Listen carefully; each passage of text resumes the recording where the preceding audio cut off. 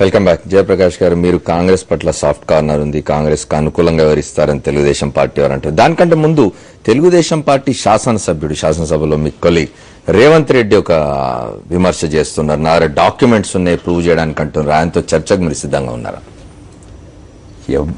నేను సిద్ధంగా ఉన్నాను, మా వాళ్ళు సిద్ధంగా ఉంటారు. వారి పార్టీ అధ్యక్షుడు నేను సిద్ధంగా ఉన్నాను. లోక్సత్తా పార్టీ వారు ఎప్పుడు కూడా వారి డాక్యుమెంట్స్ తెమ్మనండి. లోక్సత్తా పార్టీ వారు మా వివరాలు సమర్పిస్తాము, వాస్తవం ఏంటో తేల్చుకుందాం. అది పబ్లిక్ గానే చెప్పారు మా వాళ్ళు. లోక్సత్తా పార్టీ తరఫున నరసింహారావు గారు బహిరంగంగా చెప్పారు. ఆయన ఆరోపణల్లో ఉన్న ఇదేమిటి? ఇప్పుడు నేను చెప్పాను కదా, ఏదో రకంగా అదే పనిగా రువాబు చేసి బుకాయిస్తే 4 రోజులు జనం మర్చిపోతారు. కానీ ఇవాళ అన్న మాటలు మాత్రం ఎక్కడో మనసులో ఉంటాయి. అనుమానం వస్తుంది, ఏదో కాంట్రవర్సీ ఉంది అనుకుంటున్నారు, వీళ్ళకి ఏదో పొరపాటు ఉంటుంది కదా అని చెప్పి అనుకుంటారు కదా. 4 సార్లు బోధేస్తే అయిపోతుంది కదా. మనకి పంచతంత్రంలో కథ ఉంది కదా, గోవుని తీసుకుపోతుంటే మేక మేక మేక అని చెప్పి వదిలిపోయాట బ్రాహ్మణుడు. పాపం ఇంకా నిజంగా నమ్మేసేసి.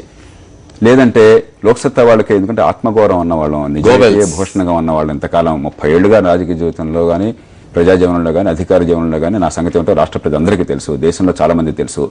2 సార్లు మాట్లాడితే పౌరుషం వచ్చి అది నాకెందుకని వదిలేసేసి మొత్తం ఇంట్లో పడుకున్నాను అనుకోండి, సంతోషం. వాళ్ళకి హ్యాపీ, ఫీల్డ్ క్లియర్, వాళ్ళు నవ్వుకుంటారు. మళ్ళీ పాపం పిరికోడు పారిపోయాడు. మిమ్మల్ని కూడా బ్రాహ్మణి చేసే ప్రయత్నం చేసి ఏదో రకంగా వీళ్ళు ఏంటంటే, ఒకప్పుడు అవినీతి పరుణ్ణి నిజాయితీ పరుడు చాలా ఈసరించుకునేవాడు. ఇవాళ నిజాయితీ పరుణ్ణి ధర్మం కోసం నిలబడితే అసలు వాడిని సహించలేకపోతున్నారు.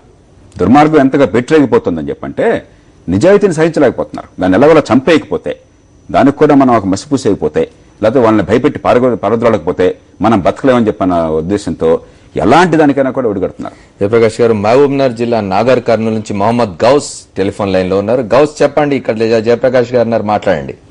హలో, నమస్కారం. నమస్కారం గౌస్ గారు, చెప్పండి.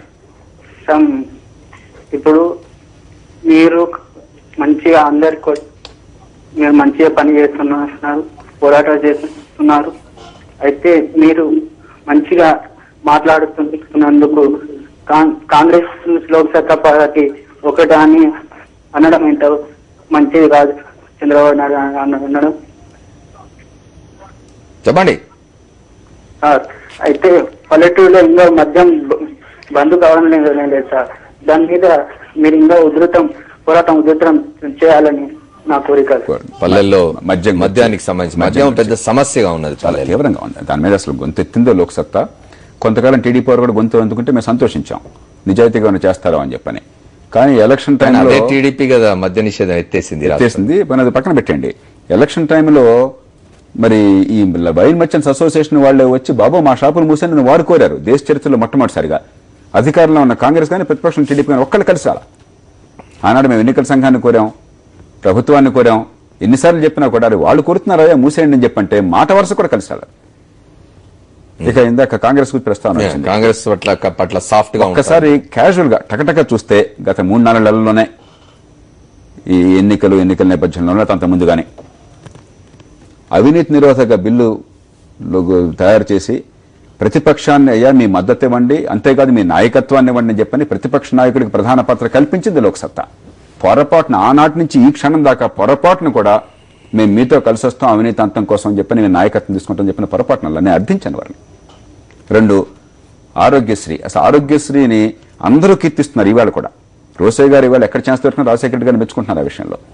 ఆరోగ్యశ్రీ తప్పని ఆయనకు ఎదురుగా ప్రత్యక్షంగా ఆయనతో చెప్పాను, శాసనసభలో చెప్పాను, బయట చెప్పాను. అది ఖచ్చితంగా చాలా తప్పు విధానము. దురుద్దేశాన్ని ఆపాదించట్లా. లోక్సత్తా ఏమిటంటే బూతులు తిట్టదు. మీ విధానాన్ని అంగీకరించకపోయినట్టయితే మిమ్మల్ని వ్యక్తిగతంగా బూతులు తిట్టమో లేకపోతే పరుషంగా మాట్లాడటం అది సంస్కారం కాదు. మన భారత్ పాకిస్తాన్లో కాదు, పాకిస్తాన్తో కూడా బూతులు తిట్టం మనం. ప్రజాజీవనంలో కొంచెం ప్రమాణాలు ఉండాలి. మహాత్మా గాంధీని జిన్నా ఎన్నో సందర్భాల్లో విభేదించారు, కానీ బూతులు తిట్టుకోలేదు. లేకపోతే గాంధీజీని మరి సుభాష్ చంద్రబోస్ ఎన్నోసార్లు విభేదించుకున్నారు, బూతులు తిట్టుకోలేదు.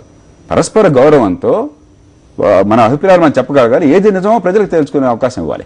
అలాంటి రాజకీయం లోక్సత్తా చేస్తుంది.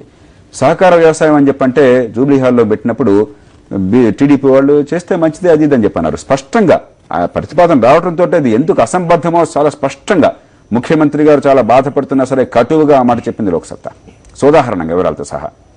అలాగే సహకార సంఘాలని, ఈ డైరీ కోఆపరేటివ్స్ టేక్ ఓవర్ చేస్తూ ఉంటే మారు మాట్లాడకుండా కూర్చున్నది టీడీపీ. దానికి నిర్ద్వందంగా వ్యతిరేకించి హైకోర్టుకు వెళ్లి ప్రస్తుతం సుప్రీంకోర్టులో పోరాడుతోంది లోక్సత్తా. ఈవేళ కూడా సుప్రీంకోర్టులో పోరాడుతున్నాను, మా శక్తికి మించి పోరాడుతున్నాం. సొసైటీల చట్టం అక్కడ టీడీపీ కలిసి వచ్చింది, వారిని అభినందిస్తున్నాం. కానీ సొసైటీల చట్టంలో వాళ్ళు రాజ్యాంగ విరుద్ధమైనటువంటి తీసుకొస్తుంటే రాజీలను పోరాటం చేసింది ఎవరు? రాష్ట్రంలో అందరికీ తెలుసు, దళిత క్రైస్తవులు. ఆ రోజు ఒక్కళ్ళు బీజేపీ వారేమో వారి పంథాలో ఏదో మత మార్పిడిని చెప్పిన విషయంలో, దాంతో సంబంధం లేకుండా ఇది రాజ్యాంగ విరుద్ధమో ప్రజా సంక్షేమానికి విరుద్ధమో దేశ సమాజాన్ని కుళ్ళబడుతుందని చెప్పని పోరాడింది ఎవరు? జీహెచ్ఎంసీలో అసలు ఎన్నికలు జరపాలని పోరాడిందే హైకోర్టుకి వెళ్ళి లోక్సత్తా.